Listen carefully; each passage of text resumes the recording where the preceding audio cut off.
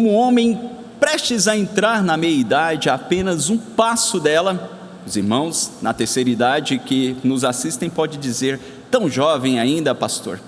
Na sua perspectiva, mas a minha filha adolescente de 15 anos me diz: papai, o senhor já é um coroa. Não importa, nesses quase 40 anos eu não me recordo uma época onde o ódio se derramava na humanidade, em diversas nacionalidades, em contextos tão distintos, com tanta intensidade e clareza. Me lembro da cortina de ferro nos anos 80, me lembro do que acontecia ali na União Soviética, na China comunista, mas eram relatos, e talvez porque nós não tínhamos as mídias sociais e não tínhamos tanta tecnologia, este ódio não chegava até nós. Mas ele não chega apenas pelas redes sociais, ele está no nosso entorno, ele se manifesta do nosso lado, entre pessoas às vezes mais queridas, mais diletas dentro da nossa própria família, e às vezes nós somos tomados pelo desengano, enquanto buscamos uma resposta para este momento em que vivemos, enquanto buscamos encorajamento.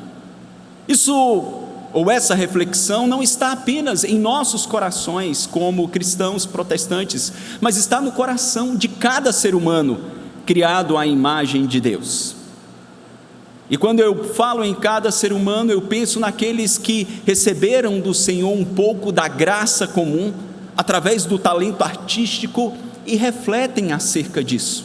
Qual a solução para tanto ódio, tanta animosidade, tanta indiferença, tanto desprezo? Um cantor que eu gosto muito, eu sou bem leal aos poucos cantores, quer cristãos ou não cristãos, que eu aprecio e vejo a graça de Deus na vida deles, o californiano Jason Mraz. Ele faz essa reflexão e apresenta uma resposta, quando ele diz: a questão é, por quê? Por que estamos aqui? Por que dizer os nossos olás, ou os nossos adeus e desaparecer? Esta linda vida para que serve? Para aprender a dominar a paz ou dominar a guerra? Se há uma resposta que importa, mesmo que o seu coração tenha sido despedaçado, para o que você quiser, para o que você buscar, o amor ainda é a resposta. O amor ainda é a resposta. Todos nós cometemos erros. Não somos perfeitos ainda. Talvez Deus tenha nos criado a partir de um acidente. E a pergunta que paira nos lábios de todos é: por que devemos nos recompor e recomeçar? Se há uma resposta que importa, mesmo que o seu coração tenha sido despedaçado, para o que você quiser, para o que você busca, o amor ainda é a resposta. Título da canção: Love is still the answer. Em meio a todas as buscas e anseios, o amor ainda é a resposta. Com uma reflexão nesta bela poesia, eu gostaria de retomar e concluir hoje a nossa série de mensagens por título: A Beleza do Amor Sacrificial. E nós veremos hoje acerca da abrangência deste amor de Deus. Eu vos convido a abrir, desta vez não em 2 Coríntios, mas em 1 Coríntios, capítulo 13. Certamente um dos textos mais conhecidos de toda a Bíblia, se não o mais conhecido de todos eles. E nós leremos apenas os versos de 1 a 3 e iremos refletir sobre a abrangência deste amor, que é a resposta para todas as aflições e males da humanidade. Diz a palavra de Deus, 1 Coríntios 13, a partir do verso 1: ainda que eu falasse as línguas dos homens e dos anjos, se eu não tiver amor, serei como um bronze que soa, ou como símbolo que retine. Ainda que eu tenha o dom de profetizar e conheça todos os mistérios e toda a ciência, ainda que eu tenha tamanha fé a ponto de transportar montes, se eu não tiver amor, nada serei. E ainda que eu distribua todos os meus bens entre os pobres, e ainda que entregue o meu próprio corpo para ser queimado, se eu não tiver amor, nada disso me aproveitará. Vamos orar? Peça uma vez mais para Deus falar ao seu coração. Pai, nós te bendizemos pela beleza da tua palavra, porque ao olharmos para este mundo tomado de imperfeições, a começar em nós somos confortados e encorajados, Senhor, a lembrarmos deste amor sacrificial, e ajuda-nos, Senhor, nessa noite, a discernirmos a tua voz, para que compreendamos, de fato, a abrangência deste amor. Nós te pedimos em nome e para a glória de Cristo Jesus. Amém. Como falamos, queridos, certamente essa é uma das passagens mais conhecidas de toda a palavra de Deus. Podemos dizer que dos escritos paulinos, incontestavelmente.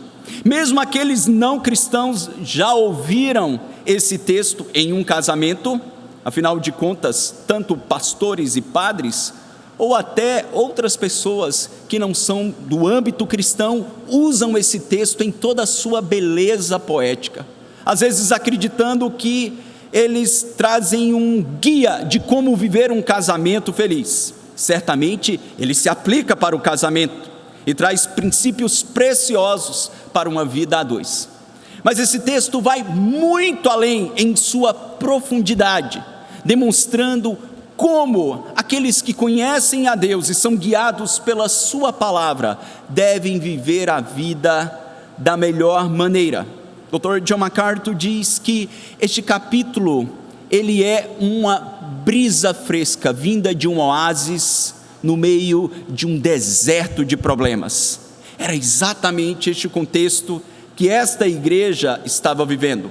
Nas últimas mensagens nós falamos um pouco sobre a igreja de Corinto, como Deus faz aquela igreja nascer numa cidade cosmopolita, portuária, importante, estratégica no Império Romano.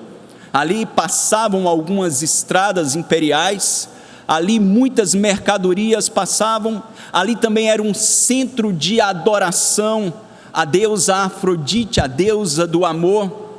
Ali existia, diante deste largo comércio, muita prostituição e promiscuidade.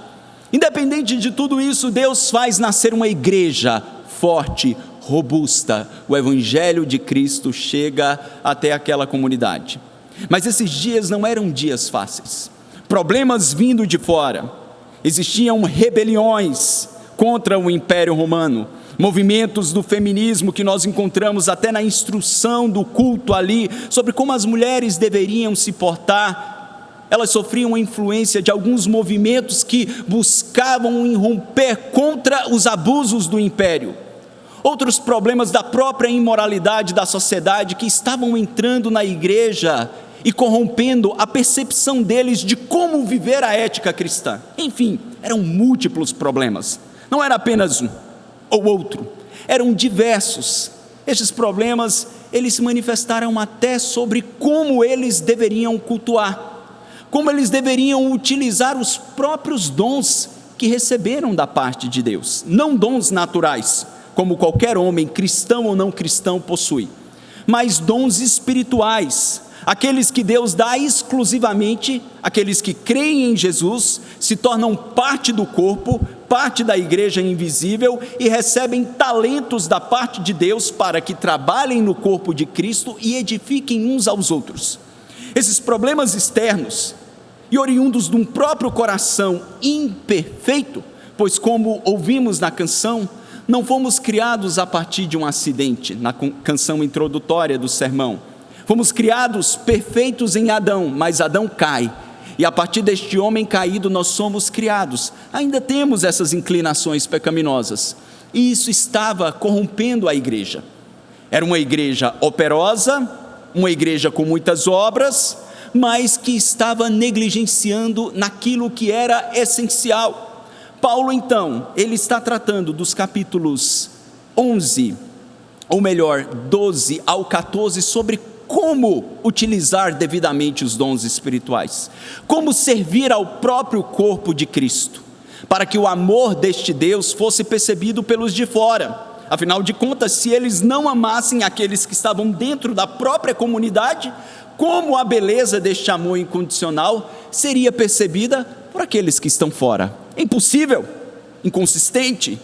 Então Paulo faz uma pausa, e nesta pausa, onde ele trata problemas sérios, ele demonstra o caminho mais excelente. É por isso que o capítulo 12, ele termina, e nós encontramos na transição, antes mesmo da divisão do capítulo 13, ele diz: e eu passo a mostrar-vos ainda um caminho sobremodo excelente, um caminho que está acima de tudo isso que vocês vivem, experimentam, tudo isso que vocês provam. É o caminho do amor sacrificial, do amor que emana do próprio Deus. E é com essa reflexão introdutória que eu gostaria de refletir com você, meu irmão, você que busca esperança em Cristo Jesus, neste mundo caótico, tomado por ódio, compreender a abrangência deste amor sacrificial. Essa compreensão começa com uma análise profunda em sua essência. Ela tem o seu início no entendimento da essência deste amor. Olhe para o versículo de número 1, quando ele diz: ainda que eu fale a língua dos homens e dos anjos, se eu não tiver amor. E nós já falamos exaustivamente, você que é cristão talvez tenha ouvido isso diversas vezes, mas se você está tendo o primeiro contato com a palavra de Deus, e com a língua que ela foi escrita, o Novo Testamento, no grego koiné, em português nós temos uma única palavra para amor, e daí nós unimos outros adjetivos para entendermos que tipo de amor nós estamos falando. Se é o amor de homem e mulher, ou o amor para com os filhos, o amor para com as posses. Mas no grego existiam diversas palavras utilizadas para o amor. E essa palavra, que se torna muito comum no Novo Testamento, mas antes do Novo Testamento ela raramente aparecia. Por exemplo, na Septuaginta, a tradução do Antigo Testamento para o Novo Testamento, ela aparece algumas poucas vezes. E também ela ocorre 20 vezes na Septuaginta, e aparece outras 20 vezes em alguns outros escritos que não eram escriturísticos. Mas quando nós olhamos para o Novo Testamento, essa palavra, que era a palavra ágape, ela ocorre 116 vezes. E nos escritos de Paulo, a palavra ágape aparece 75 vezes. Ela tem características muito singulares. E para que nós possamos entender, ela não tem relação com o amor entre homem e mulher, que era a palavra comum utilizada na literatura grega, que era a palavra eros, era o amor da paixão, da atração, do desejo, também utilizada na mitologia como uma menção ao amor dos deuses e das divindades, mas um amor mitológico. Ela também não era necessariamente uma outra palavra utilizada para amor, que era filia, que é a palavra de amizade, é o amor para com os amigos, aquelas pessoas queridas, ou uma outra palavra também utilizada no grego para amor, que era a palavra storge, que era a palavra utilizada para o amor com os familiares, com a família nuclear ou a família estendida. Ágape, ela tem em seu significado a expressão mais bela do amor incondicional. O amor que ama a despeito da condição do objeto amado.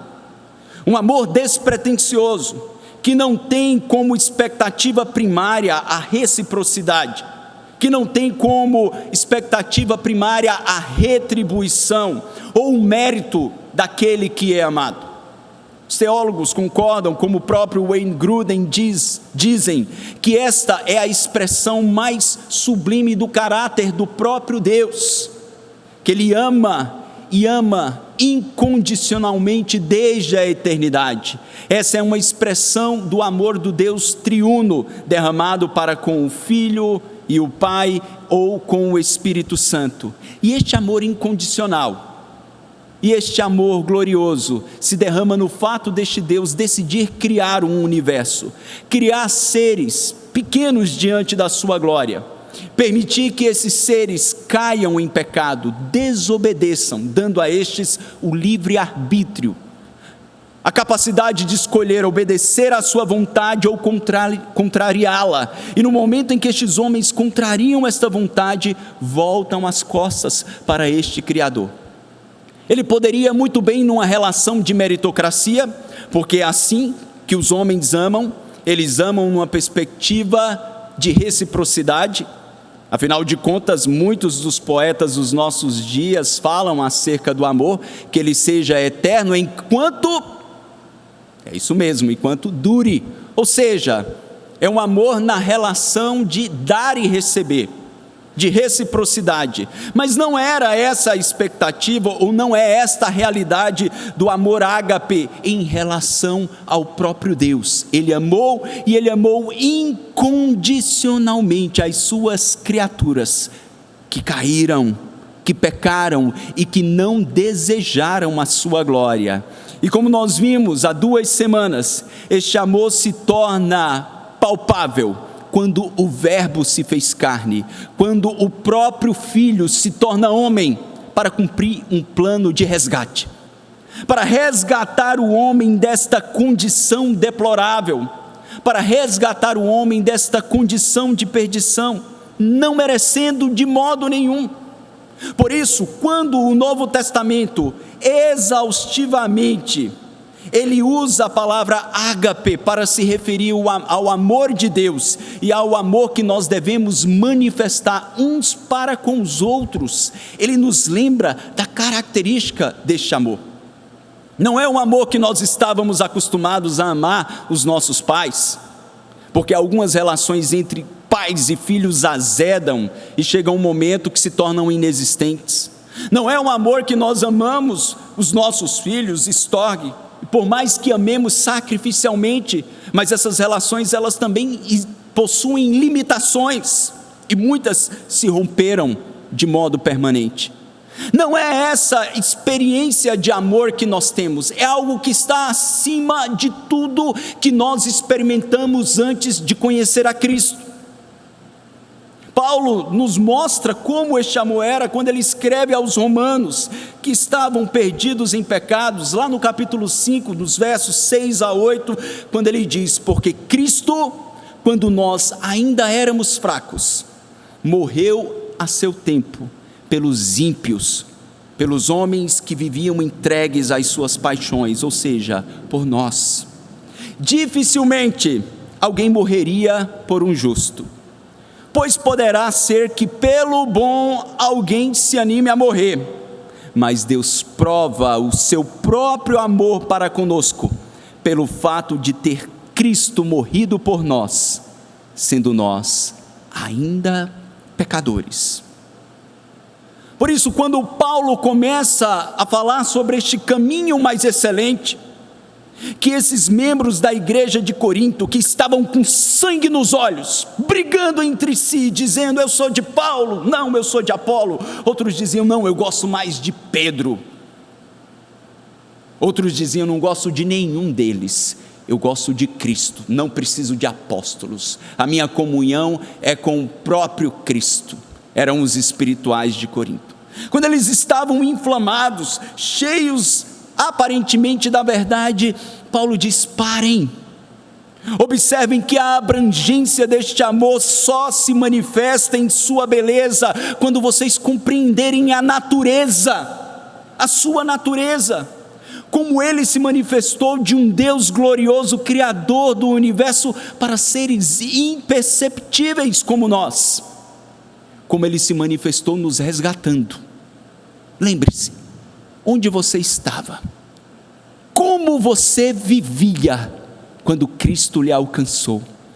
E eu posso me lembrar com nitidez, quando Cristo alcançou aquele menino, com 15 anos, lá em Governador Valadares, há 25 anos atrás, como eu estava, mesmo um adolescente, distante do caminho de Deus, entregue às paixões da mocidade, mas a sua mão graciosa de amor foi lá e me alcançou, como aquele pai que recebe um filho pródigo de braços abertos, e você pode lembrar exatamente qual era a sua condição.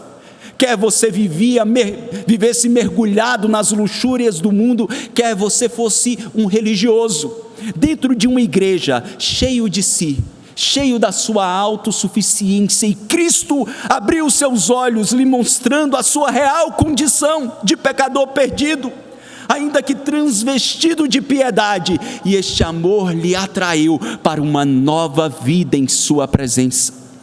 Este amor é compreendido, irmãos, não apenas naquele momento, mas em nossa jornada, de como Ele tem nos sustentado. Naquilo que Paulo disse, escrevendo aos Filipenses: aquele que começou a boa obra está completando esta boa obra ao longo dos anos. Em quantos momentos nós fraquejamos, nós fomos inconsistentes, como o próprio Pedro foi, em sua vaidade, depois de ser advertido pelo Senhor, e disse: olha, nessa noite todos vocês irão me negar. O autossuficiente Pedro, que me representava, nos representava, disse: Senhor, ainda que todos te neguem, eu estou pronto a morrer pelo Senhor, eu estou pronto a dar a minha vida. E Jesus diz: Pedro, Satanás pediu para te peneirar como trigo, mas eu roguei por ti, para que a tua fé não desfaleça. E aquele Pedro de fato fraqueja, nega ao Senhor, mas o Senhor gracioso perdoa o Pedro arrependido e o coloca de pé e o transforma em um dos maiores líderes da igreja de Jerusalém. Quantos momentos da nossa caminhada nós podemos olhar para trás e percebermos que fraquejamos, que contrariamos a vontade de Deus, que ferimos a sua santidade, mas este amor tem nos colocado de pé, tem nos dado a graça de perseverar, tem nos dado a graça de viver em sua presença, de não ser um perdido como tantos aí fora, com um comportamento deplorável, que nós veementemente condenamos. Sabe por que não vivemos assim, irmãos? Porque este amor ágape nos alcançou. Essa compreensão é essencial para que eu possa olhar para o mundo, para que eu possa olhar para a minha família, para que eu possa olhar para a igreja de Cristo e amar devidamente. É só quando eu compreendo o quanto eu fui amado e o quanto eu ainda sou dioturnamente amado, que eu tenho condições de, em provando este amor, agora começar a derramá-lo sobre outras pessoas. Isso é essencial. Isso é essencial para que todos os dias nós paremos diante de Deus, corandel, e façamos um autoexame dos nossos corações, um autoexame da nossa condição. Afinal, nós somos pós-doc, exímios doutores em analisar os outros. Tudo que está acontecendo no mundo nós analisamos nessa perspectiva, naquela, com os nossos pressupostos, chegamos a conclusões, às vezes nos indignamos, nos tomamos de ira, não necessariamente a ira santa, que se volta contra tudo aquilo que fere o caráter de Deus, não, nós tomamos os nossos caprichos, e às vezes nos portamos como crianças do jardim da infância, para analisarmos os nossos próprios corações, as nossas próprias afeições, como é que nós amamos, e nos escondemos em nossas boas obras, acreditando que elas são a expressão do nosso amor. E é por isso que, para compreender a abrangência deste amor, eu preciso saber o que ele é, como ele se manifestou e ainda se manifesta em minha vida. E a partir daí eu terei o padrão de como amar os outros. Em segundo lugar, irmãos, a abrangência do amor sacrificial se estabelece em nossas motivações e não nos atos externos. A abrangência deste amor sacrificial se estabelece naquilo que vai para além daquilo que os homens veem, daquilo que impulsiona no mais secreto, no nosso íntimo, as nossas atitudes. E é exatamente isso que ele começa a dizer no versículo 1, dizendo: olha, ainda que eu fale a língua dos homens e dos anjos, se eu não tiver amor, eu serei como o bronze que soa, ou como o símbolo que retine. E aí Paulo começa com algumas possibilidades hipotéticas. Em lugar nenhum nas Escrituras nós encontramos os anjos se comunicando numa língua própria com os homens. Fica muito claro em todas as manifestações de anjos que eles falaram com os homens na língua daqueles próprios homens. Então Paulo está usando uma hipótese, dizendo: olha, ainda que exista uma língua celestial, uma língua específica dos anjos, e eu tenha esta habilidade. E isso havia uma razão, dentre os diversos, ou uma razão, dentre os diversos dons espirituais manifestos, o dom que aquela igreja mais valorizava era o dom de falar em outras línguas. Nós vimos ali em Atos 2, o Espírito Santo descendo e dando de modo sobrenatural àqueles crentes que estavam em Jerusalém a capacidade de falar vários idiomas de modo sobrenatural e interpretarem. Eles falavam na língua daqueles homens que estavam ao seu redor.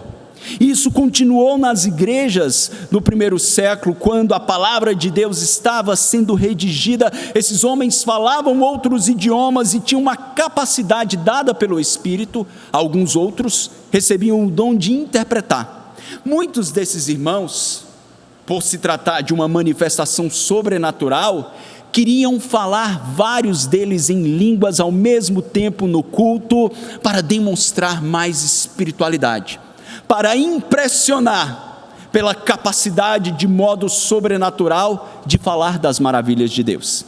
E Paulo vai tratar, ele vai orientar como eles deveriam fazer o uso deste dom, mas aqui ele para e diz: olha, ainda que vocês tenham recebido algo que não é vosso, vem de Deus, é um dom de Deus.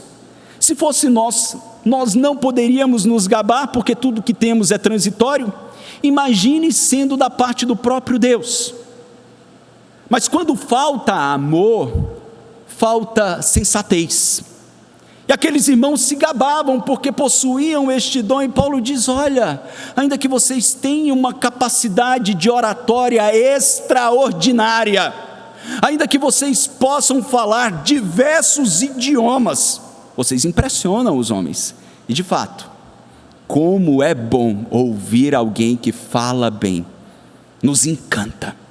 Nós temos vários exemplos na história de homens que encantaram pela sua oratória célebre. Não apenas líderes cristãos, nós temos tantos outros líderes que através de uma boa oratória foram capazes de fazer atrocidades, de arrastar multidões para o caos e para a crueldade. E Paulo diz: olha, é possível vocês terem até dons dados por Deus, mas não terem o amor sacrificial movendo a utilização destes dons. Se vocês fizerem isso, vocês serão semelhantes a um bronze que faz um barulho, mas que apenas incomoda, que não traz harmonia, que não tem propósito. E daí ele usa um outro exemplo, no versículo 2: ainda que eu tenha o dom de profetizar e conheça todos os mistérios. E pensando apenas na profecia, Paulo já havia dito numa lista de dons, que o dom de profecia ficava atrás apenas do apostolado, daquele dom ministerial que o Senhor havia dado para os apóstolos de estabelecer o fundamento da igreja.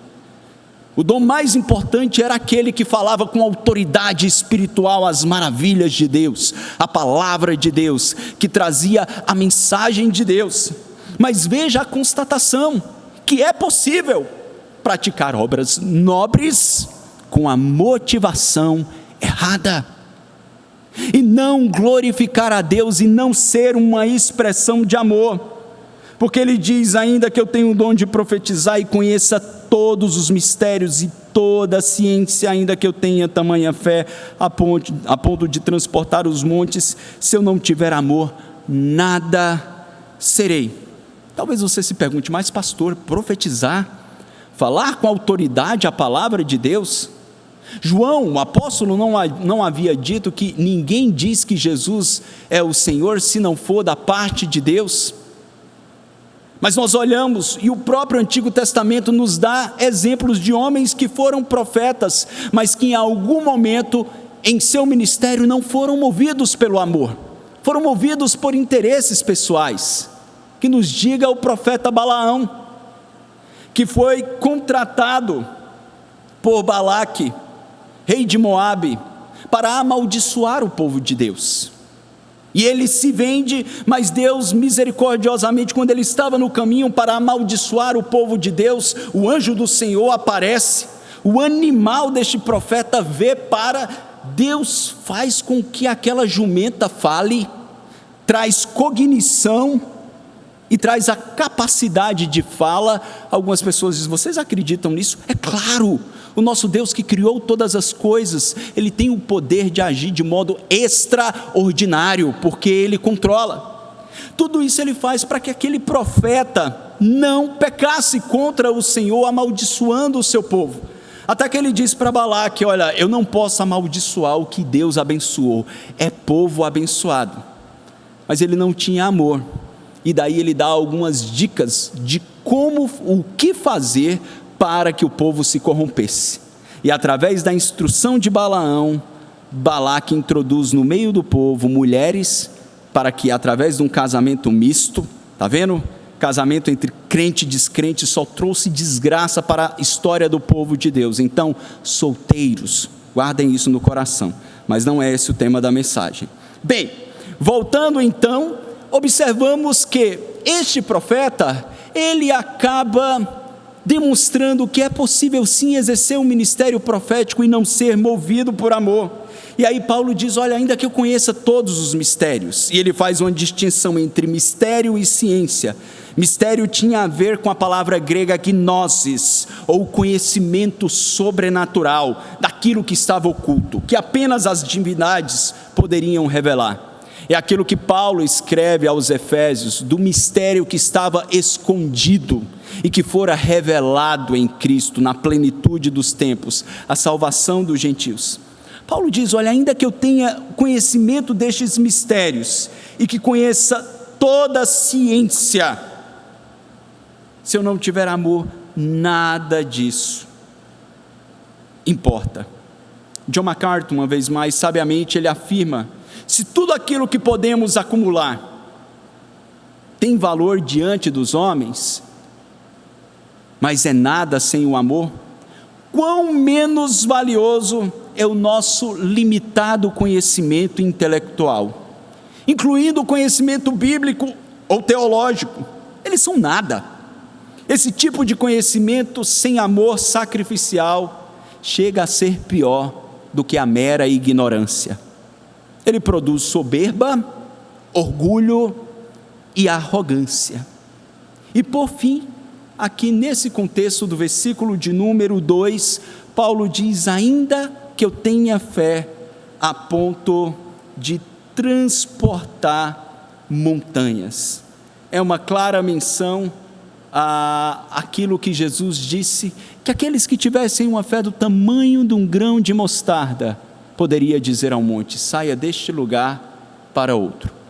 Ele não está falando da fé salvadora, que todo crente tem, dada pelo Espírito Santo no ato da regeneração, que nos leva a crer, confessar a Cristo como Senhor. Ele está falando da fé como um dom que ele mencionou no capítulo 12, no verso 9. Uma capacidade sobrenatural dada por Deus de crer e ver ações extraordinárias da parte do Senhor. E nós vimos na igreja primitiva, em alguns momentos da história, Deus operando sinais e prodígios de acordo com a sua vontade, e fazendo isso através de homens que ele concedeu fé extraordinária. Mas ele diz: olha, ainda que eu tenha uma fé capaz de operar sinais e prodígios, se ela não for movida por este amor sacrificial, ela não vale absolutamente nada. E nós encontramos também outros exemplos na Bíblia sobre isso, que nos diga o profeta Jonas. Quando Deus diz a Jonas: olha, vai a Nínive e fala que eu a destruirei, por que Jonas não vai? Porque ele teve medo dos ninivitas? Não, é porque ele tinha plena fé no poder da palavra de Deus. E lá no final do texto nós descobrimos, ele sabia que a palavra de Deus era poderosa para transformar o coração dos homens mais cruéis. E se você acha que existe gente ruim hoje, sempre existiu após a queda, meu irmão. Não se iluda, sempre existiu. Os ninivitas eram tão cruéis que quando eles capturavam soldados do exército inimigo, eles deitavam no chão, esticavam estes homens em 4 estacas e arrancavam toda a pele, deixando-o sangrar e ser comido vivo pelos abutres. Não apenas isso, eles pegavam as meninas virgens e formavam uma fila de soldados para abusar sexualmente dessas meninas até a morte. Esse era o tipo de comportamento dos assírios. E de repente Deus diz: olha, vai e anuncia o juízo para os ninivitas. Jonas tinha fé que a palavra de Deus poderia mudar o coração deles? Ele tinha, ele só não tinha amor. Jonas tinha sangue nos olhos, ele queria justiça naquela hora, ele queria juízo, ele queria a destruição daquele povo mau. Eles não eram dignos de viver. Mas a beleza do amor sacrificial se revela nisso, de que Cristo morreu pelos pecadores, e o próprio Paulo diz: eu sou o principal deles. Nós não somos melhores do que ninguém, estamos todos separados, ou estávamos, da glória de Deus até o momento em que Cristo nos resgatou. Então Paulo diz: olha, é possível que você tenha fé, como Jonas tem, e não tenha amor. E mesmo depois que Deus muda o coração dos ninivitas, e eles se arrependem, choram com pano de saco, se voltam para o Senhor, e Deus deixa de manifestar o atributo de ira e passa a manifestar o atributo de misericórdia. O texto diz que Deus se arrepende, e é um termo que na teologia nós chamamos de antropopatismo. É um sentimento humano atribuído a Deus. Deus, na verdade, simplesmente deixou de manifestar ira e passa a manifestar misericórdia, compaixão, como Ele faz com cada um de nós. Jonas fica revoltado, a ponto de desejar a morte. Tamanho era o ódio em seu coração. Por isso, queridos, nós precisamos entender que a beleza do amor sacrificial não se manifesta apenas em nossos atos. Nós podemos ter uma fé gloriosa, um belo discurso, uma boa mensagem, podemos proclamar a palavra de Deus, mas os nossos corações estarem tomados de indiferença, de animosidade, de rejeição, de raiva, de querer a destruição das pessoas, enquanto o amor de Cristo, o amor ágape, deve ser a mola propulsora para todas as nossas atitudes, porque senão, ainda que elas sejam belas e louváveis diante dos homens, elas não o serão diante de Deus. O poder por trás daquilo que falamos ou fazemos está em nossas motivações.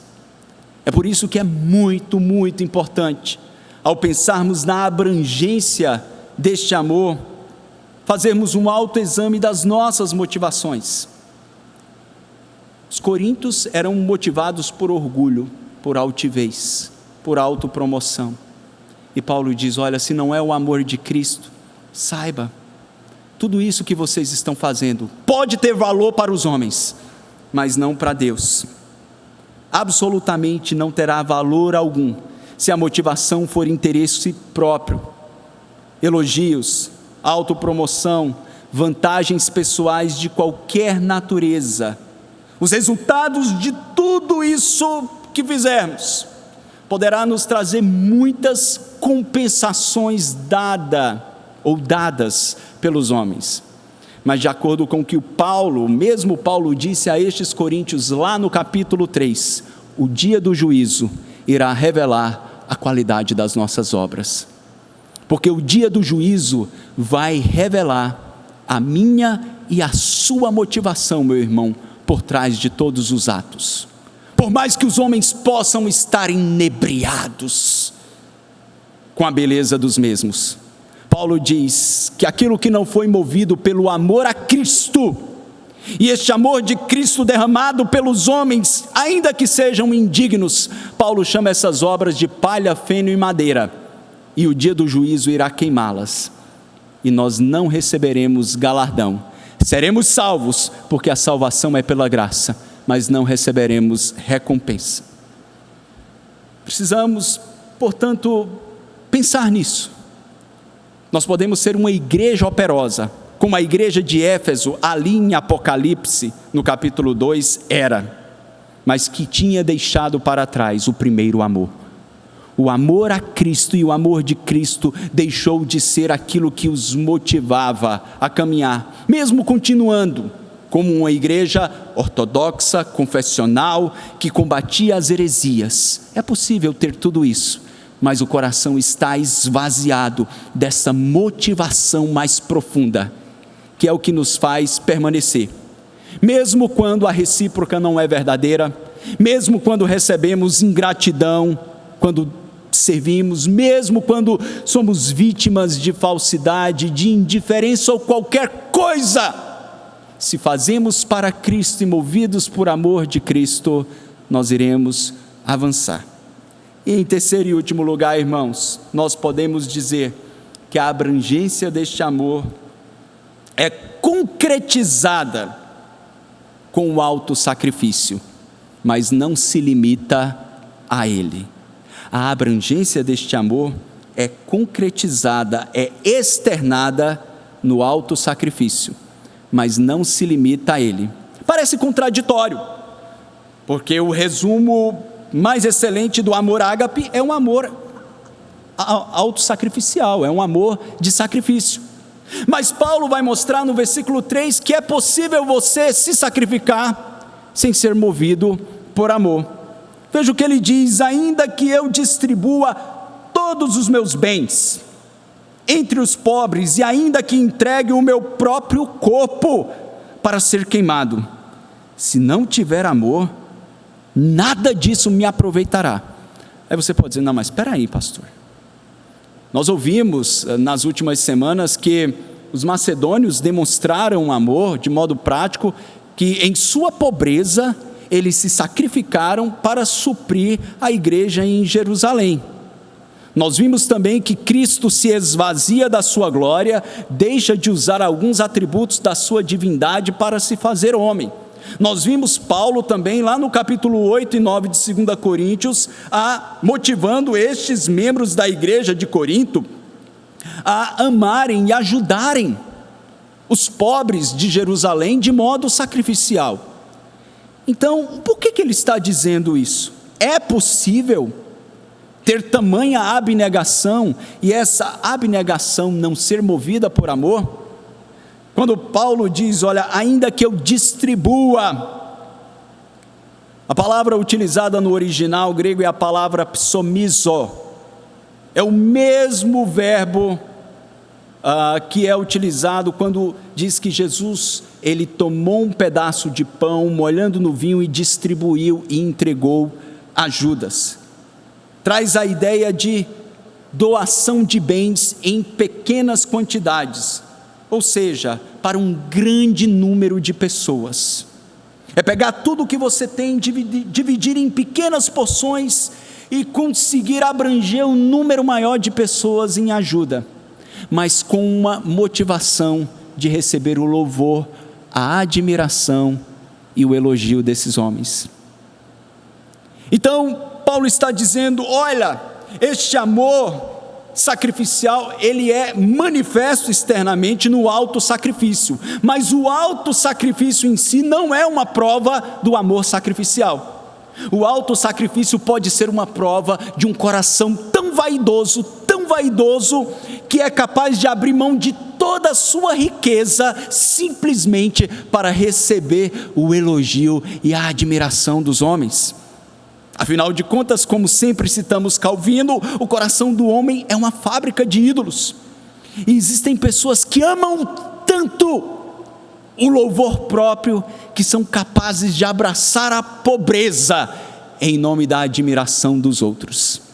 E Paulo diz: olha, se a sua generosidade for motivada por isso, ela não tem valor nenhum. Você pode ter o seu nome gravado na história dos homens como aquele mais generoso, como aquele que mais teve boas obras, mas isso não tem valor algum diante de Deus. E aí ele cita o exemplo supremo de autossacrifício: ainda que eu entregue o meu corpo para ser queimado. Os teólogos discutem sobre se o sentido era literal mesmo, mas a maioria concorda que sim. E alguns dizem que possivelmente Paulo tinha em mente aqueles 3 jovens lá de Daniel capítulo 3, Sadraque, Mesaque e Abidnego, que diante do rei Nabucodonosor se dispuseram a serem lançados numa fornalha acesa pela sua causa. Desde o primeiro século, esta época, os cristãos não estavam sendo mortos ainda pelo Império Romano. A perseguição não tinha se insurgido no seu grau mais elevado, mas o martírio já era admirado. Muitos homens morreram por diversas causas, por aquilo que eles acreditavam. E esses homens eram admirados como pessoas resolutas, homens firmes, homens de caráter que não abriam mão das suas convicções. Alguns morreram e decidiram morrer por sua causa, por teimosia, por orgulho e vaidade. Outras simplesmente para poderem entrar na história e também serem louvados e lembrados pelos homens, ainda que não tivessem na terra para ver. Imaginem, irmãos, o nível de vaidade que o coração humano, ou seja, o meu e o seu coração, pode chegar. Alguém se propor a morrer para ser lembrado e celebrado pelos outros, ainda que ele não pudesse ver essa celebração. Que Deus nos livre, que Deus nos guarde desta vaidade e deste orgulho tão exacerbado. Essa pessoa, ela pode ser movida em um martírio por um ideal nobre, por uma causa muito nobre, mas como acabamos de falar, por uma causa asquerosa diante de Deus e diante dos homens.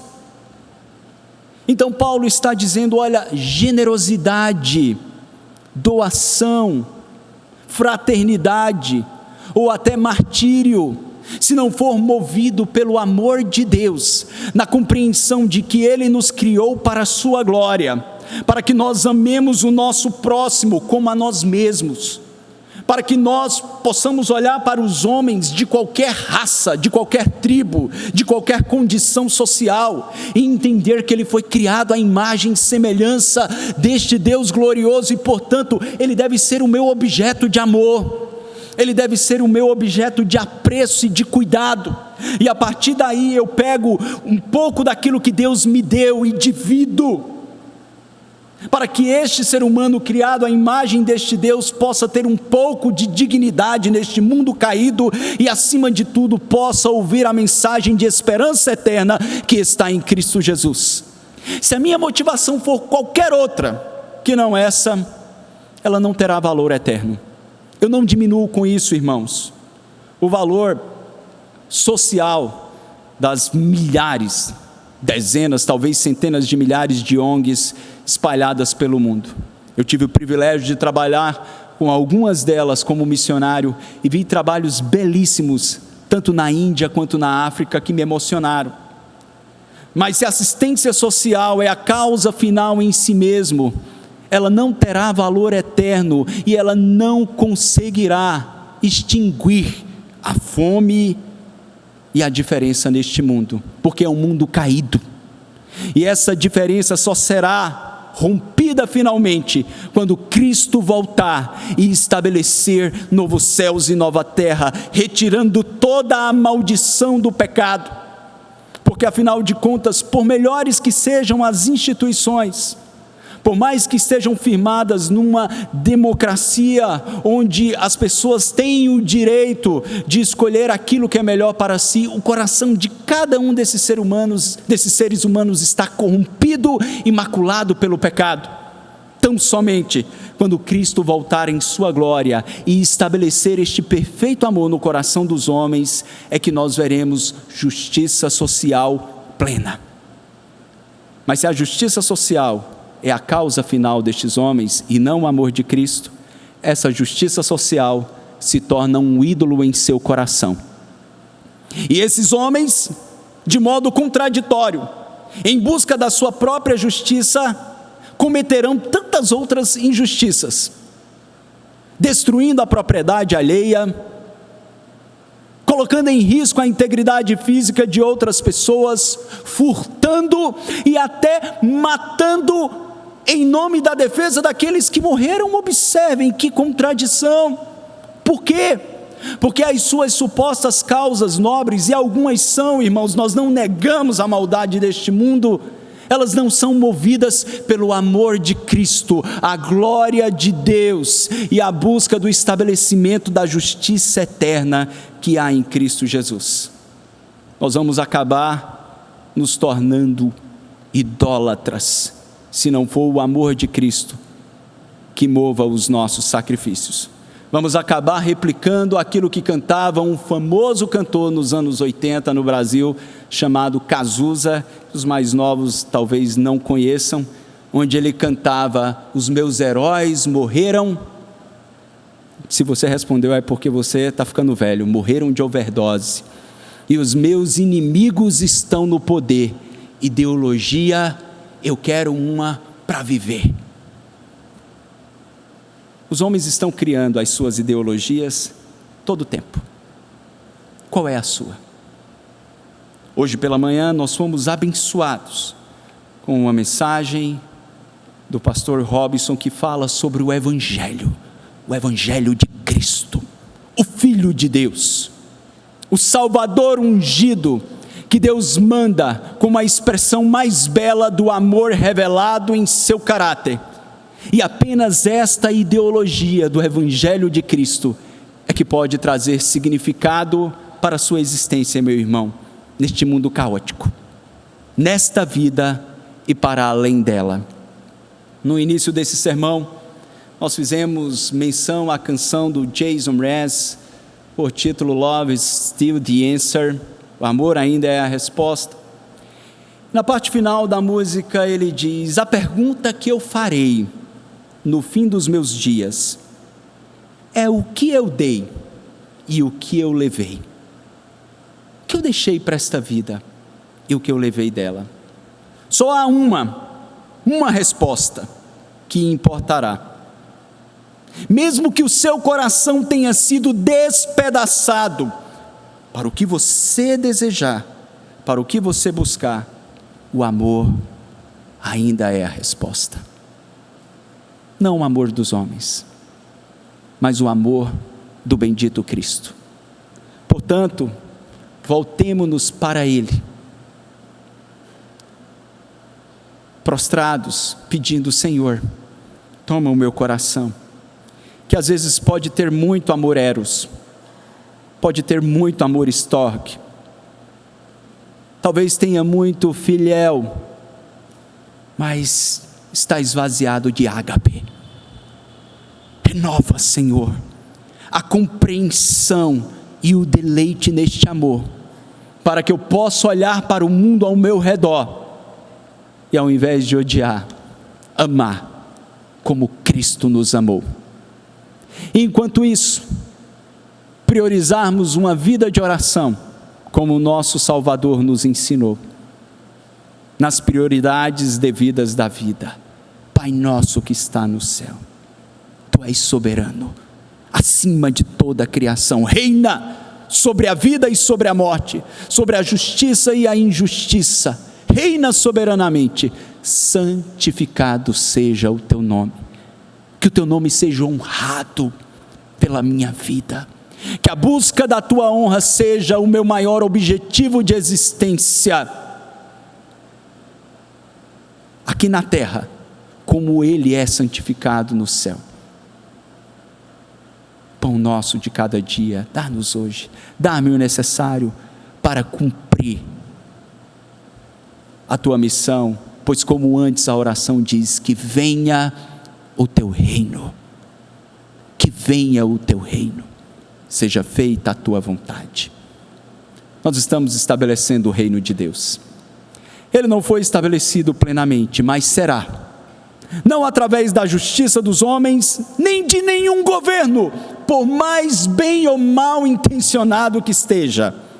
Ele será estabelecido pela igreja de Cristo, os improváveis, aqueles que são os loucos deste mundo, as coisas que não são, mas que Deus decidiu revelar a sua glória em vasos de barro, como eu e você, homens de todas as tribos, línguas, povos e nações, negros, brancos, pardos, amarelos, homens unidos, adorando ao Cordeiro de Deus.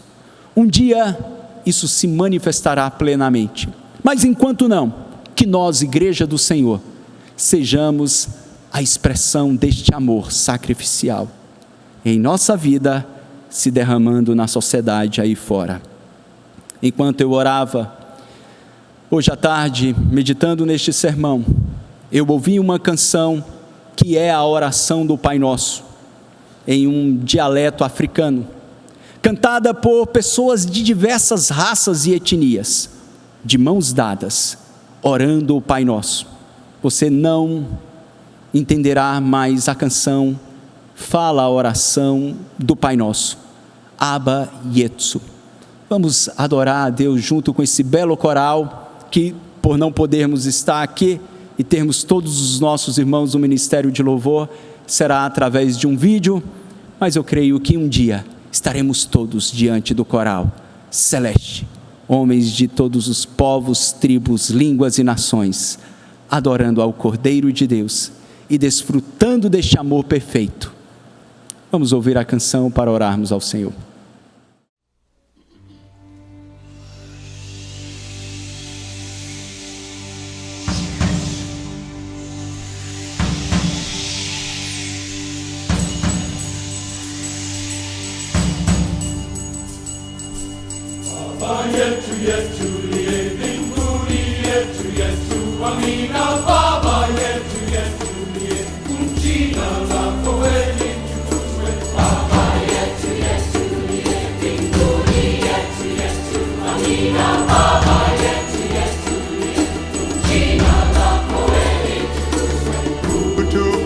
Chakula chetu tunachohitaji utusamehe makosa yetu, hey! Kama nasi tunavyowasamehe waliokosea, usitutie katika majaribu, lakini utuokoe na yule mwovu milele.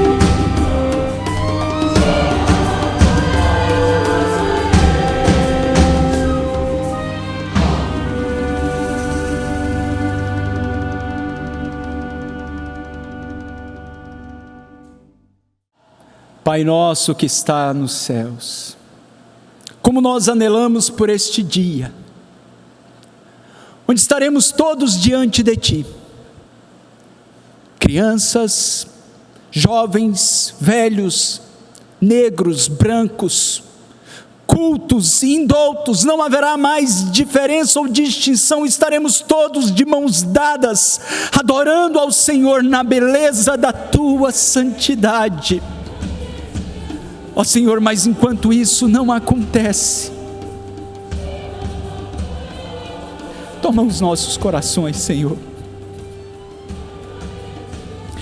esvazia-nos de todo amor egoísta e voltado para as nossas próprias paixões, e inunda-nos com este amor que vem direto do Teu trono e que se manifestou sobre cada um de nós, nos dando a Cristo Jesus, nosso bendito Salvador.